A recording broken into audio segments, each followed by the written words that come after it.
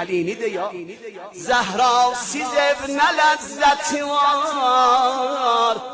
Gər behişt ola, əlqisdə ayrılıbdı bəqidən şəh zəmən. Bir no ilə xilasa evə gəldi mürsəz. Ətvalı yatmamışdı, gözətdirdilər yolu. Gecenin zamanı Ali gelip eve Verdi Allah balalar nemiye yas kurban Leyla. Hadi sen bura bakayım ne güzel meclis olar.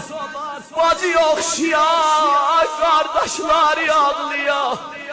Verdiler Zeynep okşadı eli yandı kapı dalında. Nezir okşadı dedi ey nene sen çekinene bu dehrden mezlum ölen olmaz. Olar nene öz şehir o diyarında garibe vətən olmaz. Gündüz kim ölübdi gece qoslo